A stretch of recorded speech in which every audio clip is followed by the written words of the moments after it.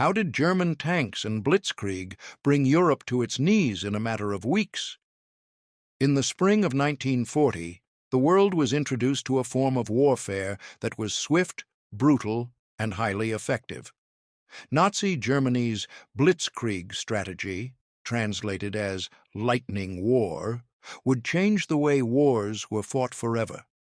In the span of just a few months, German forces overwhelmed vast territories, destroyed entire armies, and stunned the world with the speed and intensity of their attacks. It wasn't just the soldiers, it wasn't just the tanks. It was the way they were combined to create something entirely new, something that was both terrifying and awe-inspiring. The Blitzkrieg was a military strategy that placed emphasis on speed, surprise, and coordination. The concept wasn't merely to engage the enemy in a prolonged battle, but to shock them with an overwhelming, fast-moving attack that would break through their defenses before they even had a chance to react. The impact was immediate. Within weeks, Poland, Belgium, and France fell to the German juggernaut. For many, it seemed as though the war had already been decided, and Europe would soon be under Nazi control. But what made Blitzkrieg so effective? It wasn't just about tanks. It wasn't just about sheer numbers. It was about how every element of warfare was integrated to strike with precision. The German military had developed a new form of warfare that focused on speed and mobility. Tanks, once considered slow-moving support vehicles, were now the tip of the spear. Accompanied by mechanized infantry and air support, these tanks became a part of a deadly pincer movement, devastating enemies who couldn't keep up. Blitzkrieg wasn't just an ordinary military strategy. It was a psychological weapon.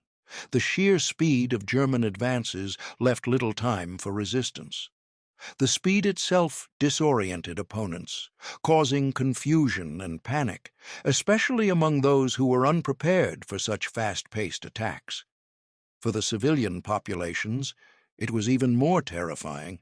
Entire cities could fall in a matter of days, and the sound of German tanks rolling through towns and cities became a nightmare for millions.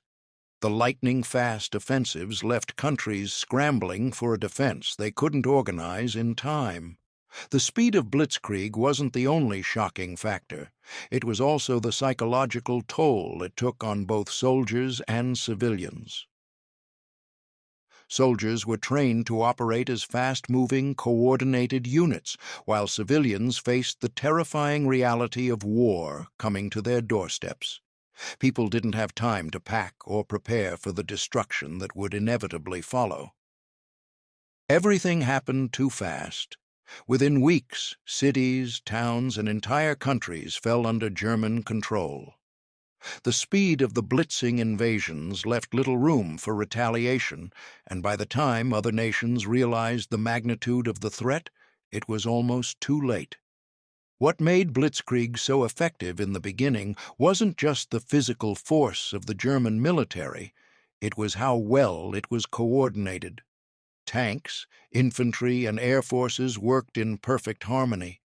The infantry would secure key areas, while the tanks would push deep into enemy territory, quickly creating chaos behind enemy lines.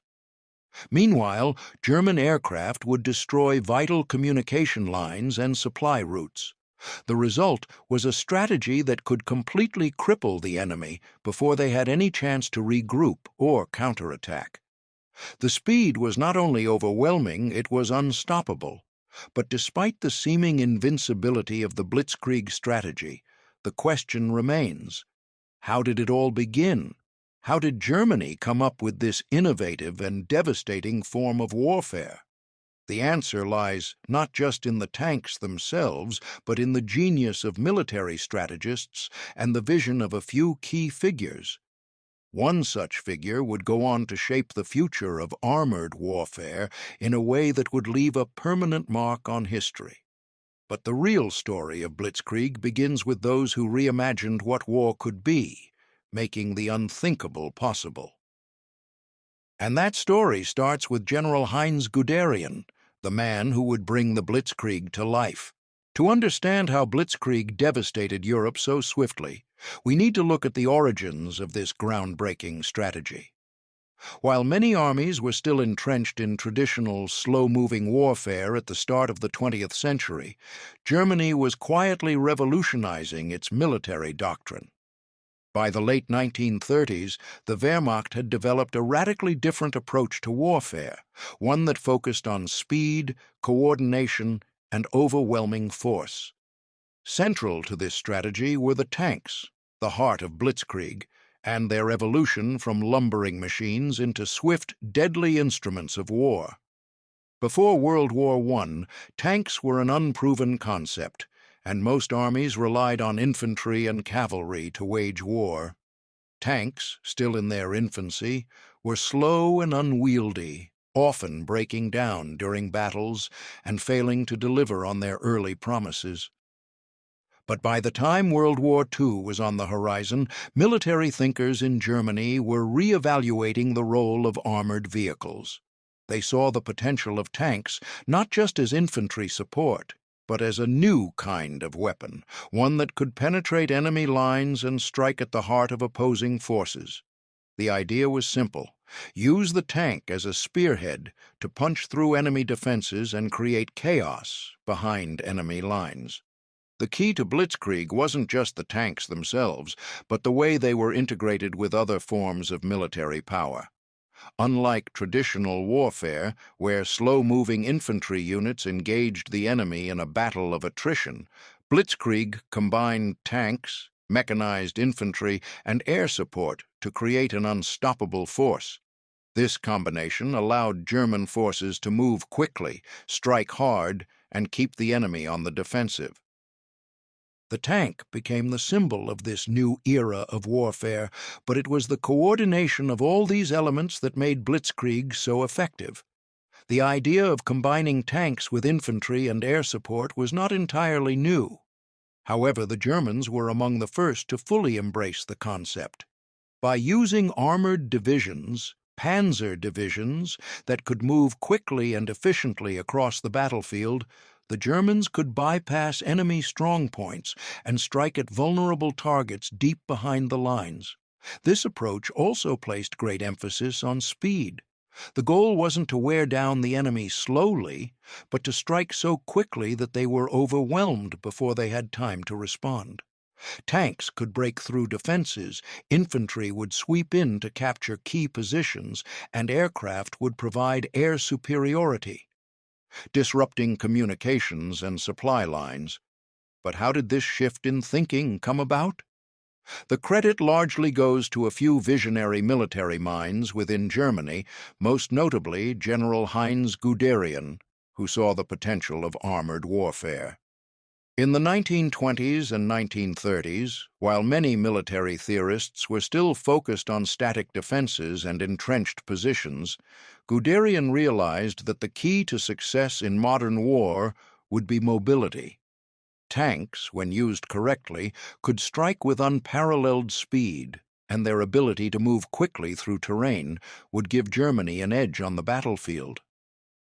In his book, Achtung, Panzer, published in 1937, Guderian outlined his vision for tank warfare. He argued that tanks should not be used as support for infantry, but should be used as the primary offensive force, capable of bypassing enemy defenses and causing widespread disruption. His ideas were revolutionary, challenging the old notions of warfare that had dominated the minds of military leaders for decades. Guderian's emphasis on speed and maneuverability led him to develop the idea of Blitzkrieg, a war of rapid movement and decisive strikes.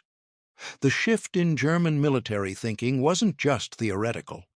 The German army began to implement these new ideas in the late 1930s, investing heavily in armored units and developing a doctrine that would prioritize speed and mobility. By the time World War II broke out, Germany had created a formidable mechanized army ready to unleash the full power of Blitzkrieg. The early stages of World War II, particularly the invasion of Poland, showcased the effectiveness of this new approach. Polish defenses, which were still relying on outdated tactics and slow-moving infantry, were no match for the speed and precision of the German panzer divisions. The Blitzkrieg strategy worked almost too well, catching the Polish forces and the rest of the world completely off guard. But while the success of Blitzkrieg in Poland proved the concept's potential, it wasn't just the tanks that made it effective. It was the integration of all the elements of modern warfare. Tanks, infantry, and air support all had to work together as a cohesive unit. The German military had created a strategy that was not just about breaking through defenses, but about overwhelming the enemy with speed, shock, and precision. It was this combination of factors that made Blitzkrieg so deadly and so effective in the early years of the war. As Germany prepared to launch even more ambitious offensives, one thing was clear: Blitzkrieg had completely changed the rules of war. Tanks were no longer just slow-moving support units. They were the driving force of a new kind of warfare, one that would leave its mark on history and reshape the way wars would be fought in the future. But what made this strategy so successful in the first place? To answer that, we need to look at the key figure who brought it all together: General Heinz Guderian. No individual shaped the modern battlefield as profoundly as General Heinz Guderian. If Blitzkrieg was the storm that struck Europe with unprecedented speed and force, then Guderian was the mastermind who designed its thunderous power. Often referred to as the father of modern tank warfare, Guderian's vision and leadership were pivotal in bringing the concept of Blitzkrieg from theory into devastating reality. His understanding of tank warfare, combined with his innovative approach to combined arms tactics, not only redefined military strategy, but also laid the foundation for Germany's early successes during World War II. Born in 1888, Guderian was no stranger to the world of military tradition. He entered the Imperial German Army as a young man and quickly rose through the ranks. However, unlike many of his contemporaries, Guderian was never content with the status quo. As he observed the development of tanks during World War I, he became convinced that mechanized forces could drastically alter the course of future warfare. Tanks, he realized, could be far more than just mobile artillery. They could become the decisive factor in breaking through enemy lines and overwhelming their defenses. In the early 1920s, while many military theorists were still clinging to outdated ideas of trench warfare and static defenses, Guderian began advocating for a new vision of warfare. He recognized that the key to success on the modern battlefield lay in speed, mobility, and surprise. In his view, the traditional reliance on infantry formations, slow-moving artillery, and defensively oriented strategies was a recipe for failure in the face of emerging technological advances. What was needed was a shift toward a more mobile, aggressive force that could strike with devastating speed and precision. Guderian's revolutionary ideas began to take shape in his book Achtung, Panzer, published in 1937. In this groundbreaking work, he laid out his theory of armored warfare and emphasized the importance of tanks as the centerpiece of future military operations. Contrary to the common thinking of the time, Guderian argued that tanks should not merely support infantry operations, but should serve as the spearhead of offensive attacks. He proposed that tanks should be used in a concentrated, mechanized force that could punch through enemy defenses, create gaps in the lines, and exploit those gaps with infantry and air support following in their wake. But Guderian's vision didn't stop at tanks. He believed that warfare needed to be reimagined as a fully integrated, coordinated effort that combined all elements of modern military forces, tanks, infantry, artillery, and air power, working together in perfect harmony. The goal was to create an unstoppable, fast-moving force capable of outflanking and outmaneuvering the enemy, breaking through their defensive lines before they could even react. When Guderian's ideas were first presented to the German High Command, they were met with skepticism. Many senior officers, steeped in traditional tactics, were hesitant to abandon their old strategies. Tanks were still considered a support weapon, not the centerpiece of military strategy. But Guderian's persistence and the results of early field exercises began to change minds. He demonstrated that tanks could indeed be used as the primary offensive weapon, capable of striking deep into enemy territory and wreaking havoc in ways that conventional forces simply couldn't match. In 1939, Guderian was finally given the chance to put his theories into practice. The invasion of Poland, just a few days after Germany's initial assault, marked the first large-scale test of the Blitzkrieg strategy. Guderian led the charge with the German 19th Panzer Corps, utilizing his combined arms approach to overwhelm Polish defenses. The result was a stunningly fast victory. Poland was defeated in less than a month. Guderian's tanks, along with the close coordination of infantry and air units, had torn through the Polish defenses with terrifying speed, catching the enemy completely off guard. The psychological shock of this rapid advance, which had left the Polish forces in disarray, would become one of the hallmarks of Blitzkrieg. The success in Poland gave Guderian the opportunity to refine his strategy further.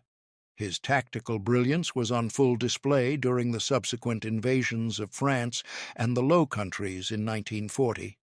In France, Guderian's panzer divisions once again showed their devastating power. By bypassing heavily fortified areas like the Maginot Line, which the French had relied on for defense, Guderian's tanks punched through weak points in the French defenses and advanced deep into the heart of the country. The German forces rapidly encircled and trapped large portions of the French military, cutting them off from reinforcements and supplies. Guderian's success was not simply about tanks. He was a master of coordination and timing. He knew how to use tanks to punch through defenses, infantry to hold the line, and air support to disrupt the enemy's supply chains and communication networks. His ability to think beyond the individual components of the military and instead focus on how to make them work together as a unified, cohesive force set him apart from traditional military thinkers.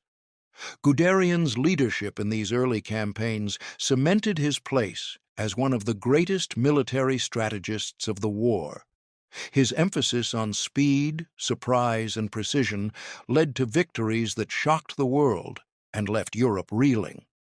It wasn't just that the German military was powerful, it was that it was flexible, fast, and capable of exploiting every weakness in the enemy's defenses before they even knew what hit them. Despite his successes, Guderian's approach was not without its flaws. His reliance on speed and offensive action sometimes led to overextension, and the failure to properly coordinate logistics became a problem as the war progressed. Nonetheless, Guderian's contributions to armored warfare cannot be overstated. His vision of Blitzkrieg transformed the way wars were fought, and his strategies left a permanent mark on the history of military tactics. But while Guderian's brilliance on the battlefield was undeniable, his success in the early stages of the war would also lead to difficult questions about the limits of Blitzkrieg. As the war dragged on and Germany faced stiffer resistance, it became clear that the same tactics that had once seemed invincible might not be enough to secure ultimate victory.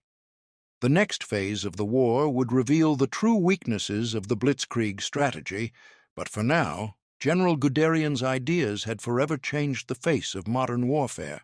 On September 1, 1939, the world was thrust into a conflict that would reshape the future of global warfare. But this time, the war was unlike any other. The German invasion of Poland marked the first true demonstration of Blitzkrieg, or lightning war. In just a matter of weeks, a nation was overwhelmed and Europe was plunged into chaos.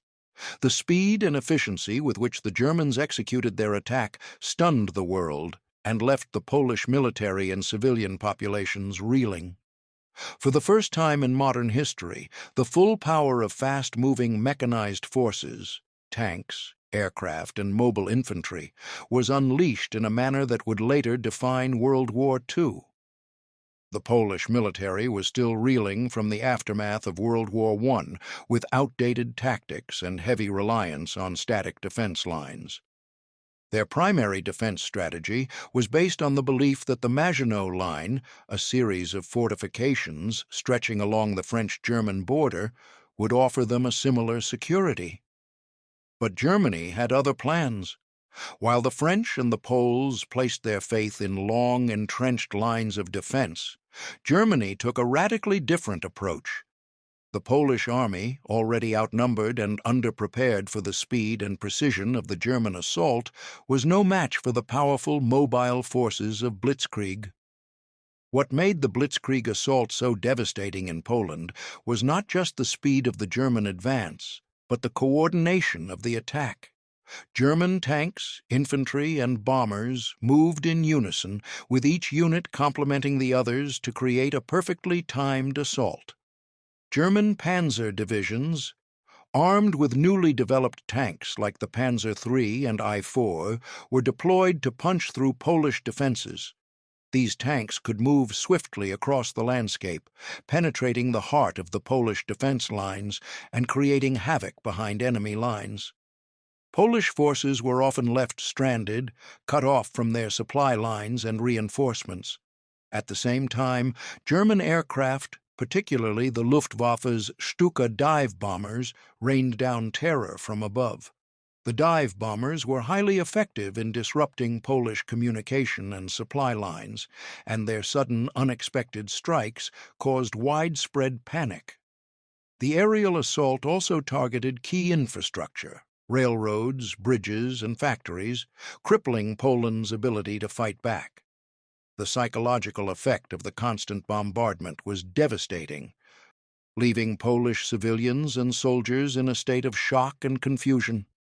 The Polish forces, although brave and determined, were ill-equipped to handle such a sophisticated, coordinated attack. Traditional defense strategies involving infantry and static artillery positions were quickly rendered obsolete by the rapid movement of German tanks and the overwhelming air superiority of the Luftwaffe. Polish command and control structures, which were dependent on radio communications and slow-moving messengers, were overwhelmed by the speed of the German assault. The result was a disorganized, chaotic response to the invasion, with Polish troops unable to mount a meaningful defense. The Polish cavalry, which had long been a symbol of national pride, was also rendered obsolete in the face of Blitzkrieg. The famous charge of Polish cavalry units against German tanks became a symbol of the futility of fighting against modern mechanized forces. The German tanks, which moved quickly across the open fields, easily outflanked and destroyed Polish cavalry formations, showcasing just how outmatched Poland was against Germany's new form of warfare. Within just a few days, the German army had made significant progress. The speed of the attack meant that Polish defenses were unable to regroup or establish a counteroffensive. By September 17th, just over 2 weeks into the invasion, the Soviet Union, on the heels of a secret pact with Germany, invaded Poland from the east, further sealing the fate of the country. The Polish military, now caught in a vice between two powerful enemies, was quickly overwhelmed. Polish forces began to retreat, and the civilian population faced bombings, artillery fire, and a mass exodus from cities that were rapidly falling under German control. The fall of Poland came as a shock to the rest of Europe. The rapid collapse of the Polish military defied conventional expectations. Many military strategists had assumed that a major European power would be able to put up a much tougher resistance to an invading army. However, the combination of Blitzkrieg's speed, precision, and psychological impact shattered the Polish defenses, and within just weeks, Poland was conquered. This swift victory would set the tone for the early years of World War II and establish the terrifying effectiveness of the Blitzkrieg strategy. The speed with which Poland fell also served as a wake-up call for the rest of Europe. The French and the British, who had declared war on Germany following the invasion of Poland, were now faced with the reality that Germany's military was far more advanced than they had imagined.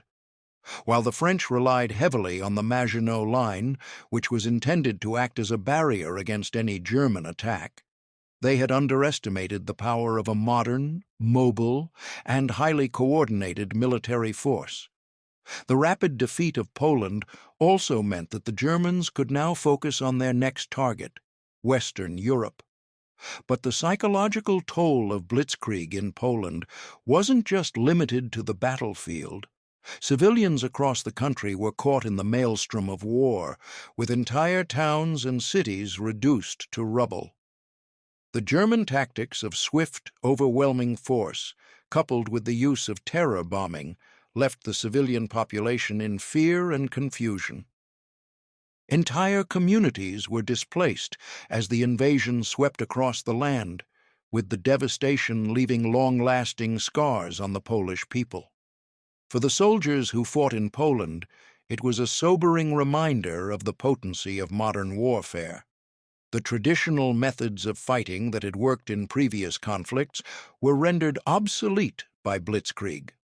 The combination of mechanized forces, air superiority, and coordinated attacks made it clear that warfare had entered a new era, one that would be dominated by speed and surprise.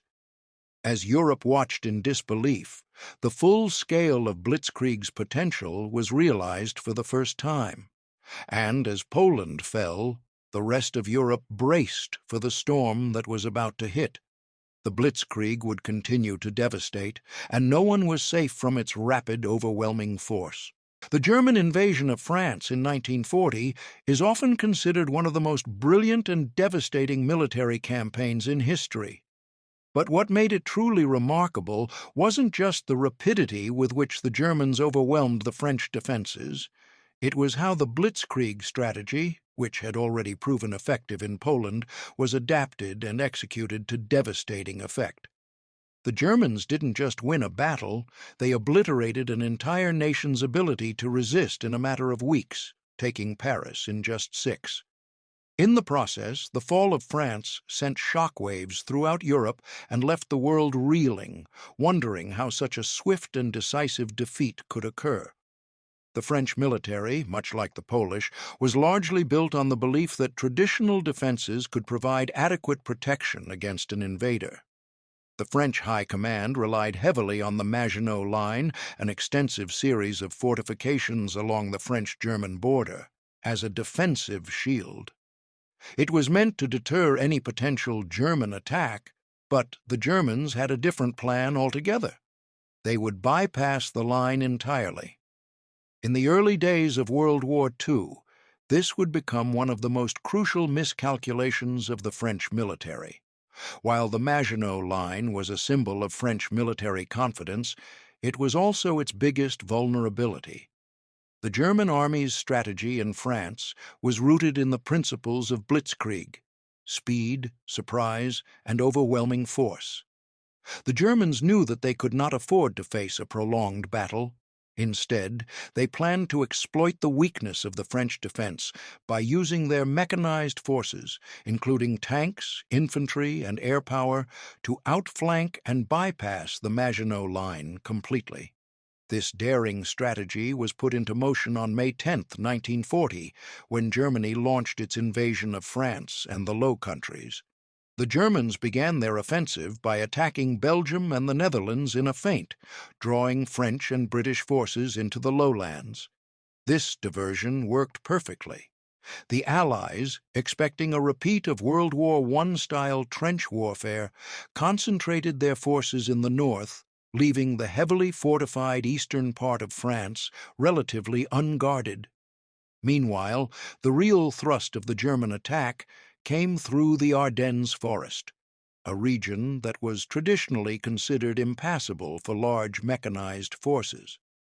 The Germans knew better.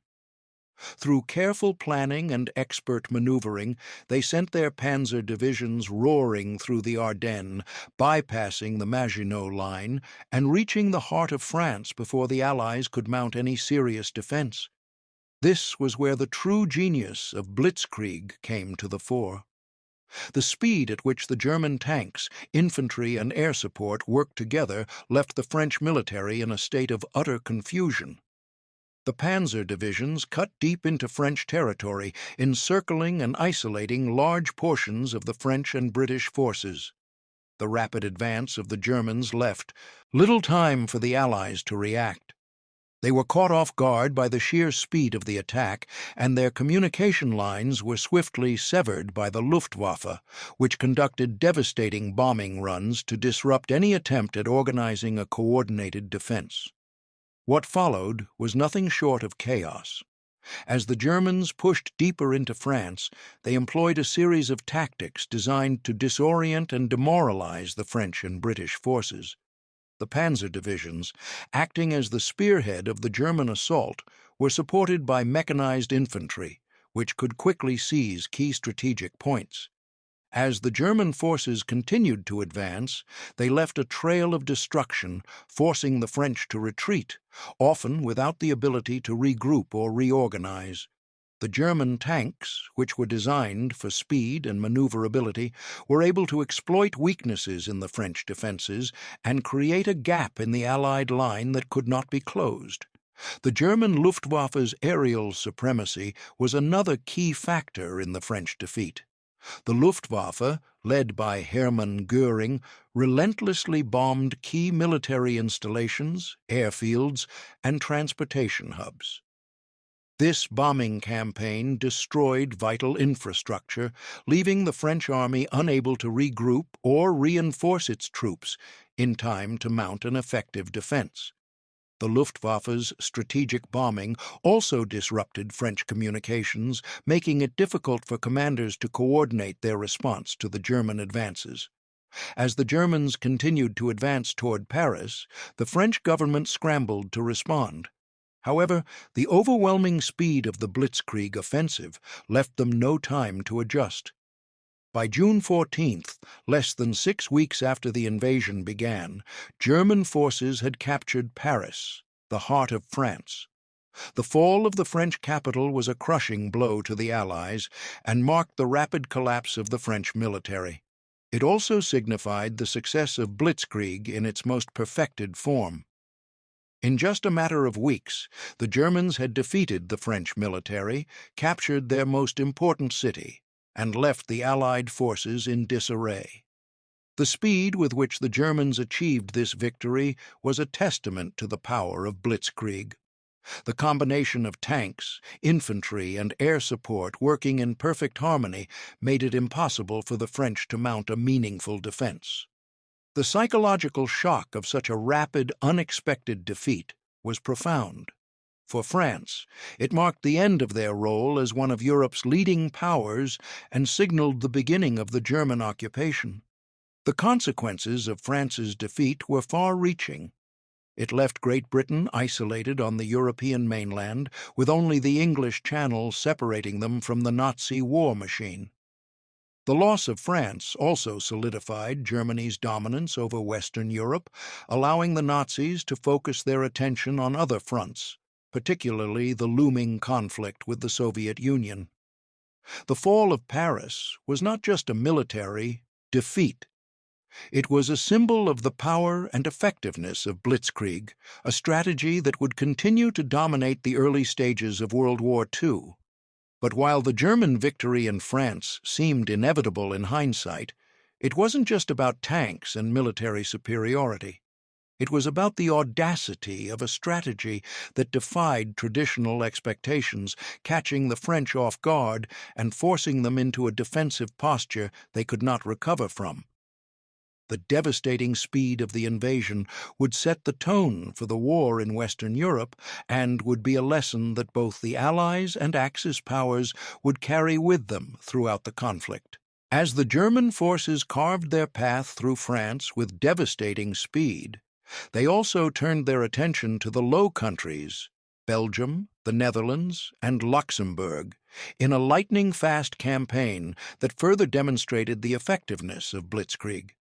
The rapid conquest of these countries was not just about securing strategic positions, it was also about isolating France and preventing any Allied counteroffensive. In the process, the Germans exploited key weaknesses in the defensive strategies of the Low Countries, quickly overwhelming their forces and leaving the Allies scrambling to keep up.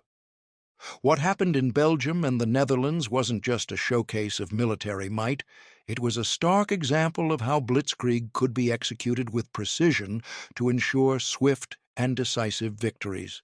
When the German army launched its attack on the Low Countries on May 10, 1940, their plan was clear: bypass the heavily fortified French defenses, distract the Allied forces with a feigned attack in the north, and strike with overwhelming force in the south. This deception would force the Allies to divert their attention away from the real German thrust through the Ardennes and into France. At first glance, the Belgian and Dutch defenses seemed robust, with the Belgian army's fortified positions and the Dutch army's stronghold along the rivers. However, they were no match for the overwhelming speed, coordination, and technological advantage of the German war machine. The Blitzkrieg tactics that had served the Germans so well in France were now unleashed on the Low Countries, and the result was nothing short of catastrophic for the defenders. The first target was Belgium, a nation caught in the crossfire between the advancing German forces and the French military. The German strategy was simple but effective. Quickly break through the Belgian defenses with tanks and mechanized infantry, creating chaos and confusion, and then quickly exploit the gaps in the defenses to encircle and isolate Belgian forces. This would force the Allies to shift their attention to Belgium, weakening their position in France and preventing them from mounting a successful defense. The Germans used the same tactics that had been successful in France. Panzer divisions, spearheading the assault, pushed through the Belgian defenses at incredible speed. The Belgian army, which was still operating on outdated defensive principles, was unable to counter the speed of the German advance. They had anticipated a longer, more protracted battle, not a swift, overwhelming attack that left little room for defensive action. The German tanks, working in close coordination with infantry, artillery, and air support, quickly overwhelmed the Belgian positions. By May 14th, just 4 days after the invasion began, the Germans had already reached Brussels, Belgium's capital, and were deep within the country. As German forces advanced through Belgium, the Dutch were facing their own assault. The Netherlands had long relied on a defensive strategy focused on water barriers and fortified cities, believing that the rivers and canals would slow any potential German advance. However, these defenses were quickly neutralized by the speed and precision of the German assault. The Germans launched a full-scale attack, sending airborne troops to seize key points in the Netherlands and using their superior tanks and mechanized infantry to advance rapidly across the country. In just a matter of days, the Dutch defenses collapsed under the weight of the Blitzkrieg attack. Rotterdam, the Netherlands' second-largest city, was subjected to heavy bombing raids, which left much of the city in ruins. The German strategy was clear: create shock and awe, destroy morale, and break the spirit of the defenders. While the Dutch had managed to put up a brave defense, they were overwhelmed by the speed and brutality of the attack. The bombing of Rotterdam, which resulted in the deaths of thousands of civilians, was a stark reminder of the Germans' willingness to use terror as a weapon to weaken their enemies psychologically. The destruction of the city and the subsequent surrender of the Dutch government led to the rapid collapse of resistance. By May 15th, less than a week into the invasion, the Netherlands had been effectively neutralized, and the Allies were left scrambling to reorganize. The Germans didn't just conquer the Low Countries, they redefined the concept of military mobility. The speed of the panzer divisions, the effectiveness of coordinated airstrikes, and the rapid movement of mechanized infantry created a situation where the defenders could neither mount an effective counterattack nor organize a defense. The Allies, who had hoped to defend Belgium and the Netherlands as part of a larger campaign to protect France, were now facing an invasion that was too fast and too well coordinated for them to respond effectively. The psychological impact of the rapid fall of the Low Countries was significant. The Belgian and Dutch people, like the French, were caught off guard by the sheer pace of the German advance. They had expected a drawn-out campaign, one that might have given them time to prepare and fortify their defenses. Instead, they faced an assault that was overwhelming in its speed, precision, and brutality. The shock of such a swift defeat, particularly after the horrors of the bombing in Rotterdam, left the civilian population demoralized and fearful of what was to come. The fall of the Low Countries also had strategic implications for the rest of the war. With Belgium and the Netherlands out of the picture, the German military had a clear path to France, leaving the British and French forces struggling to maintain any semblance of resistance. The Germans were now able to secure key ports and supply lines, which would be crucial for their future operations. The rapid success of the Blitzkrieg offensive in the Low Countries demonstrated that with the right strategy and the right combination of forces, entire countries could be conquered in a matter of days. But the success of Blitzkrieg wasn't just about military superiority, it was also about psychological warfare. The sheer speed of the German advance left the defenders and civilians in a state of shock, and the terrifying effectiveness of the attack was felt across Europe. The Allies, who had hoped to establish a defense in the Low Countries, now faced a military machine that was capable of overwhelming even the most fortified positions. The Blitzkrieg strategy had proven its worth once again, and Europe was left to wonder what could stop the German juggernaut. The answer, it seemed, was still unclear. But one thing was certain. The speed, precision, and power of Blitzkrieg had fundamentally changed the nature of warfare forever. When Nazi Germany unleashed the full force of Blitzkrieg across Europe, it wasn't just armies that were devastated, it was entire populations. The rapid conquest of Poland, France, the Low Countries, and beyond was not only a military victory, but a psychological shockwave that reverberated throughout the continent. The speed of these invasions left civilians and soldiers alike in a state of bewilderment and terror. Whole nations were thrust into a war they were unprepared for, caught off guard by an enemy who seemed unstoppable. The sheer intensity and suddenness of the Blitzkrieg strategy broke not just physical defenses, but the mental resilience of Europe's military and civilian populations. One of the most striking aspects of Blitzkrieg was its ability to disorient and demoralize those caught in its path. Traditional warfare, with its slow-moving armies and entrenched positions, had long conditioned people to think in terms of prolonged conflict. But with Blitzkrieg, everything changed. The speed of the German assault was so rapid and unexpected that neither soldiers nor civilians had time to prepare. German tanks, aircraft, and mechanized infantry struck with such force that it created a sense of helplessness and panic. The psychological effect on the civilians, in particular, was profound. Entire cities were captured within days, sometimes hours, and the sound of German tanks and bombers became a terrifying and constant presence. For the civilian population, it was a war of survival. Cities like Warsaw, Paris, Rotterdam, and Brussels were torn apart by the sudden violence of the Blitzkrieg. The relentless bombing campaigns and rapid advances of German forces meant that civilians had little time to flee or even process what was happening. People woke up one day to the sound of air raid sirens, the rumble of tanks rolling through the streets, and the fear that their homes, families, and livelihoods would be destroyed in an instant. Many civilians, especially in Poland, faced the devastation of entire communities being wiped out in a matter of hours. The once bustling streets of Warsaw became a ghost town, littered with the wreckage of homes, businesses, and lives that had been torn apart in a matter of days.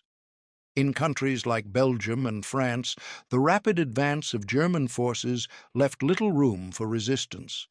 The Blitzkrieg method of warfare meant that the German military could strike hard and fast, leaving no time for the defenders to organize. The French army, despite its considerable size, was thrown into disarray as German tanks and airstrikes bypassed their defenses and struck deep into their heartland. The psychological toll on the French military was immense. Soldiers who had expected a drawn-out traditional war were instead confronted by an overwhelming mobile force that they simply couldn't match. Many soldiers were caught off guard, trapped behind enemy lines, and forced to surrender before they had a chance to fight back effectively. The shock of the German invasion shattered the morale of the French military and contributed to the swift collapse of their defensive lines. For civilians, the fear and confusion caused by Blitzkrieg were compounded by the brutal tactics used by the Germans to maintain control over occupied territories. In Poland, the swift German advance was accompanied by a policy of terror aimed at subjugating the population. Cities and towns were bombed, and German troops conducted mass arrests, rounding up political leaders, intellectuals, and anyone suspected of resistance. The psychological impact of such brutality was immense.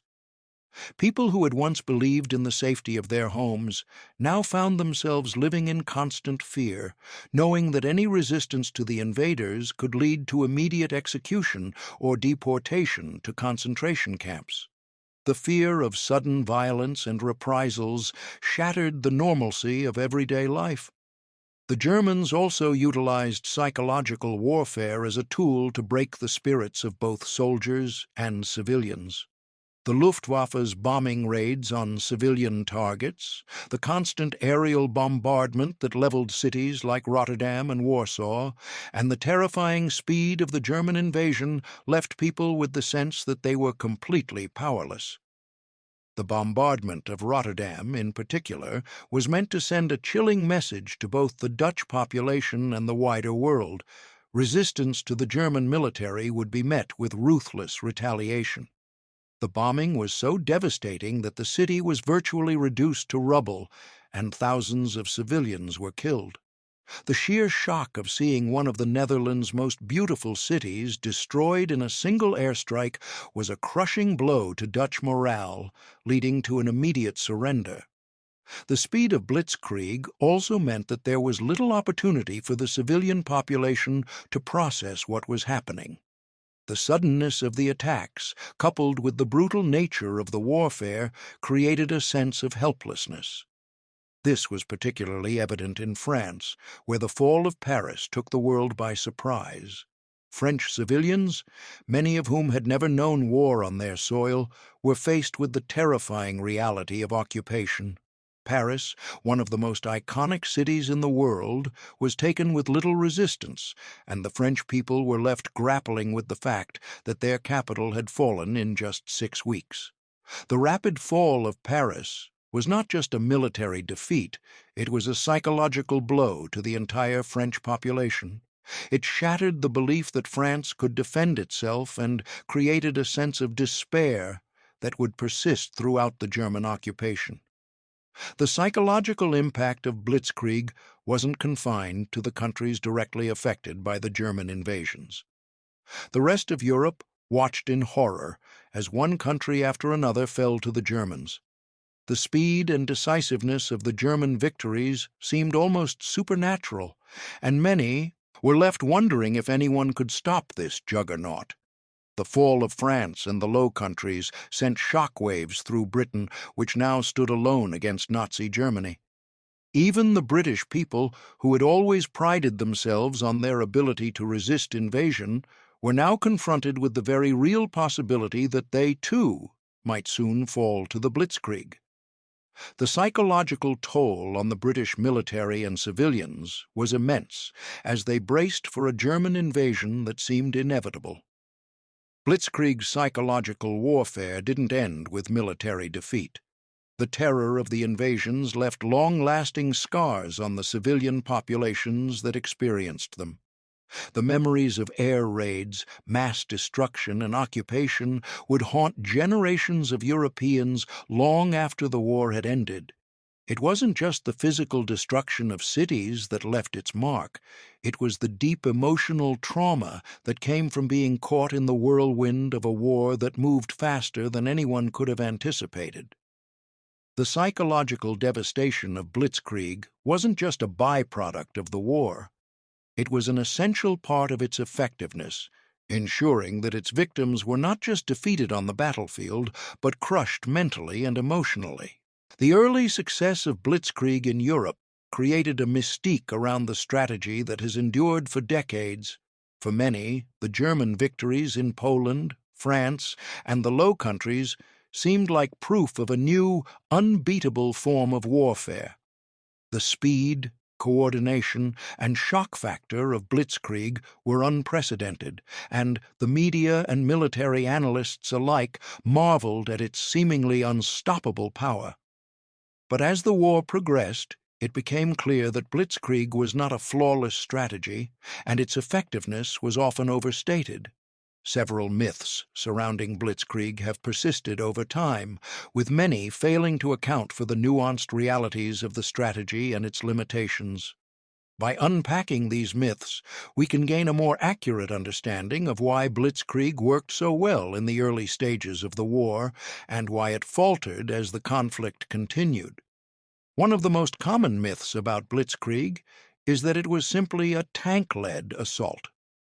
While tanks were certainly a central element of the strategy, Blitzkrieg was far more than just a mechanized assault with armored vehicles. The truth is that tanks, though crucial, were only one part of a much larger, coordinated system. The success of Blitzkrieg relied heavily on the integration of tanks, infantry, artillery, and air support, working together in a unified, synchronized manner. The tanks were the spearhead of the attack, but they were always supported by motorized infantry, engineers, and close air support that helped clear obstacles, secure key points, and disrupt enemy lines. Blitzkrieg's true power lay in this combination of mobility, speed, and coordination, not just the tanks alone. Another myth that often persists is that Blitzkrieg was a flawless strategy that could guarantee victory in every campaign. The reality is that it was far more context-dependent, and its success relied on favorable conditions that were not always present. Blitzkrieg was built on the assumption that enemies would be caught off guard, unable to react quickly to the fast-moving German forces. In the early days of the war, this worked beautifully, but as the conflict progressed, particularly on the Eastern Front against the Soviet Union, the weaknesses of Blitzkrieg became apparent. The Germans had relied on speed and surprise to break through enemy defenses, but in vast, open spaces like Russia, their advances were often overstretched. Logistics became an issue as supply lines lengthened and German forces found themselves unable to sustain their rapid movements. The myth of the invincible Blitzkrieg was further challenged by the failure of the German invasion of the Soviet Union.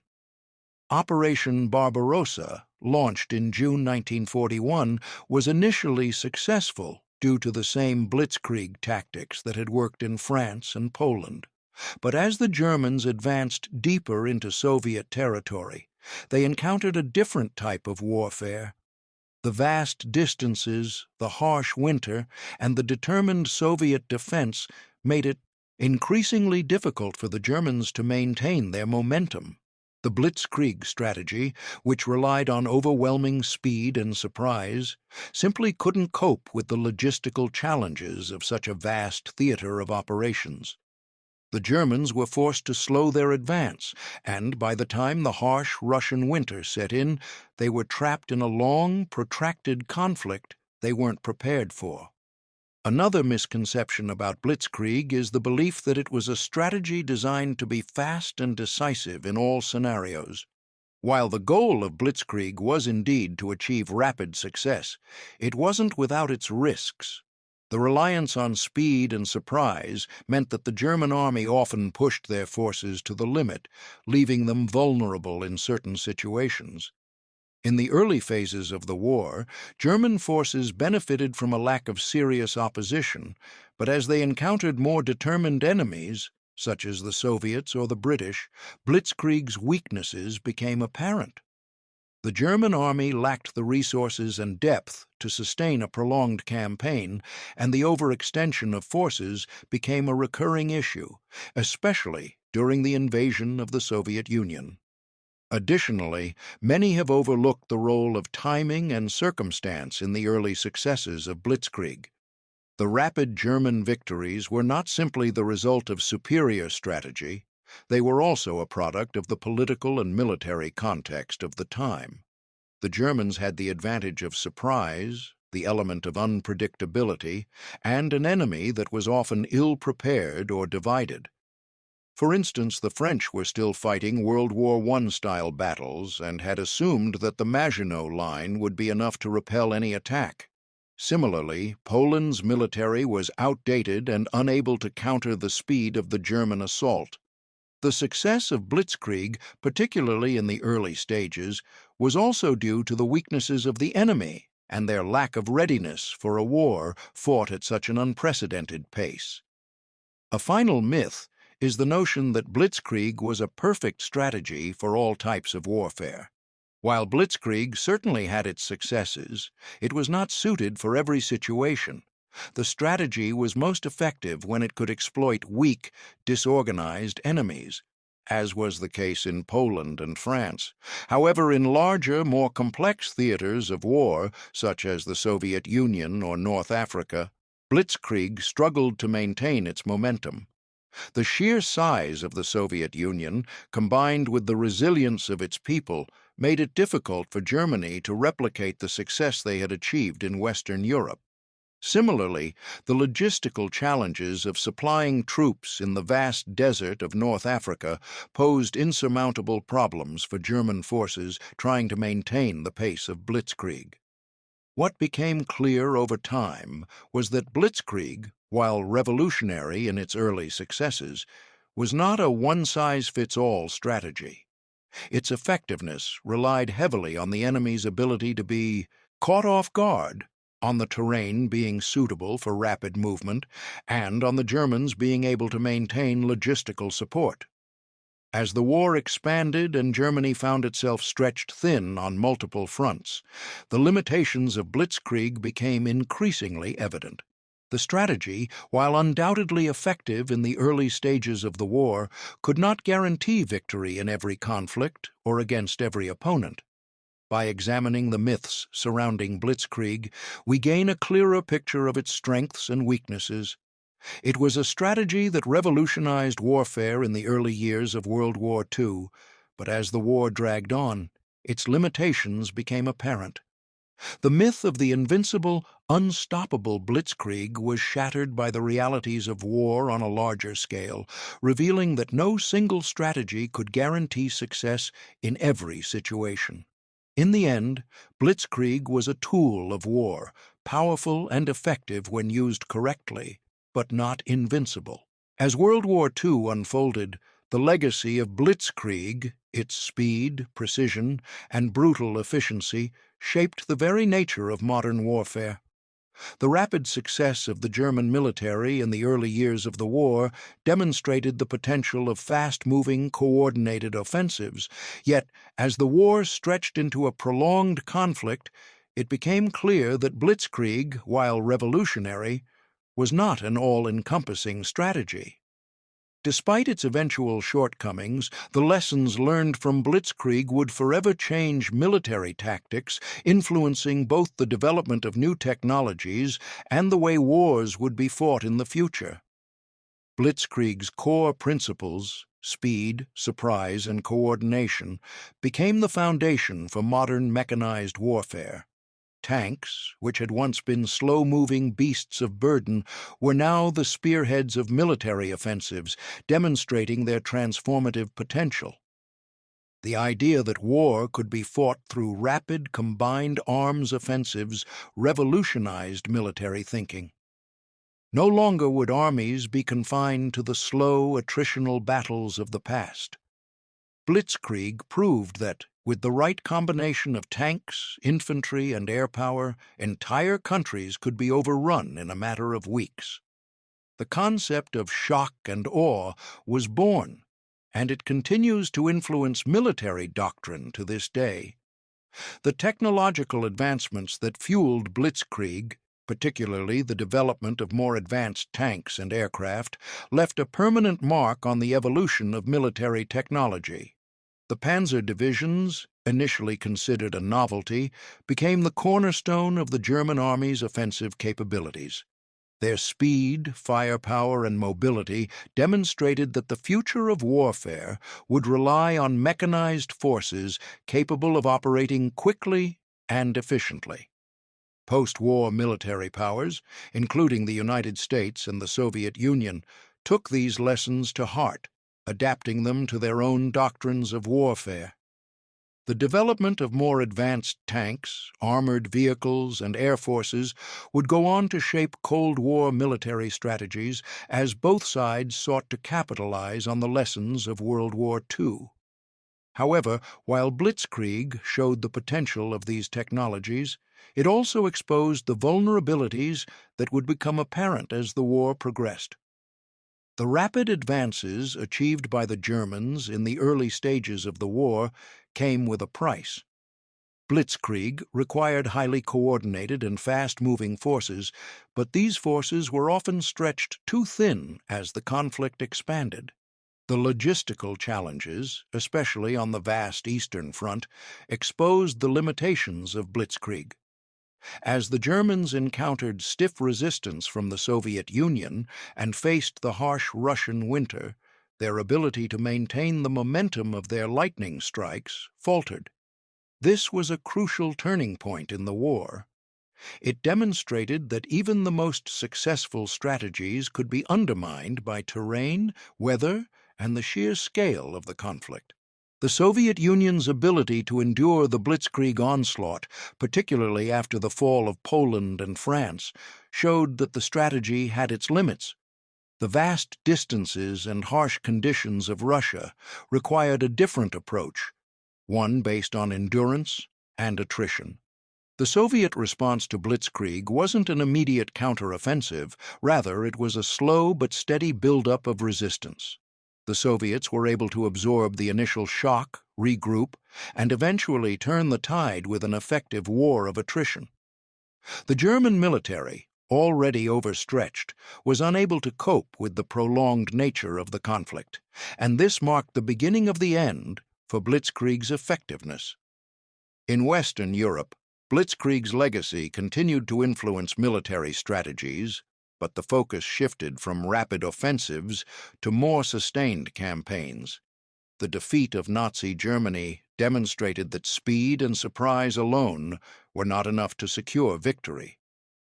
The Allies, particularly the Americans and the British, developed their own versions of rapid warfare, often combining the lessons of Blitzkrieg with new technologies and tactics. The United States, for example, would later employ similar tactics in the Pacific theater, where fast-moving armored forces and air superiority were used to devastating effect in campaigns like the island-hopping strategy. The psychological impact of Blitzkrieg also cannot be overstated. The shock and awe generated by the rapid fall of Poland, France, and the Low Countries left deep scars on the collective psyche of Europe. For many nations, it was a painful reminder of how quickly the balance of power could shift and how defenseless they could feel in the face of such overwhelming speed and brutality. The fear and terror that Blitzkrieg instilled in civilians and military personnel alike remained a driving force behind post-war military planning and the rebuilding of Europe's defenses during the Cold War. As we look back on the legacy of Blitzkrieg, it's clear that while its effectiveness waned as the war continued, the principles of fast, mobile, and coordinated warfare have endured. The lessons learned from the early successes of Blitzkrieg were crucial in shaping the future of warfare, pushing nations to invest in armored vehicles, air forces, and advanced technologies designed to respond quickly to threats. In many ways, Blitzkrieg was the precursor to modern warfare, influencing everything from air raids to the development of special forces. It demonstrated that in the age of modern technology, wars would be fought at a pace and scale never before seen. Ultimately, the legacy of Blitzkrieg serves as a testament to the power of innovation in warfare and the ever-evolving nature of military strategy. The strategies that appeared invincible in the early days of the war were eventually overcome by their own limitations. The lessons learned from Blitzkrieg and its eventual shortcomings have become key components in the ongoing evolution of military tactics. In the end, the world learned that no matter how fast or overwhelming the initial strike, no strategy is invulnerable. The tanks of Blitzkrieg may have been the harbingers of a new era, but the war itself taught us that the true nature of victory lies not just in speed, but in endurance, adaptability, and the ability to learn from past mistakes.